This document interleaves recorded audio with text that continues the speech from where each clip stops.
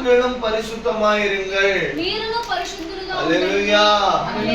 இயேசு அதுதான் நம்மளிடத்துல எதிர்பார்க்கிறார். பலரை நினைப்பாங்க இயேசு இடத்துல போனா ஆசீர்வாதத்துக்காக எதிர்பார்ப்பாங்க, பணம் கிடைக்கும் எதிர்பார்ப்பாங்க, இப்படி என்னுடைய வாழ்க்கையோட பிரச்சனை மாறும் என்று எதிர்பார்ப்பாங்க. பல காரியங்களை எதிர்பார்த்து இயேசு இடத்துல கடந்து வருவாங்க. ஆனா இயேசு ஒரு தேவனுடைய பிள்ளைகளிடத்துல என்ன எதிர்பார்க்கிறார்னா, பரிசுத்தமான வாழ்க்கையை மாத்திரமே எதிர்பார்க்கிறார். பரிசுத்தமான சூழ்நிலையில வாழ்கிற வாழ்க்கையை தான் அவர் எதிர்பார்க்கிறார்.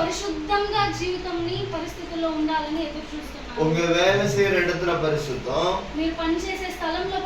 நீங்க இருக்கிற இடத்துல பரிசுத்தம், நீங்க பார்க்கிற பார்வையில பரிசுத்தம், இப்படிப்பட்ட ஒரு பரிசுத்தத்தை தேவன் எதிர்பார்க்கிறார்.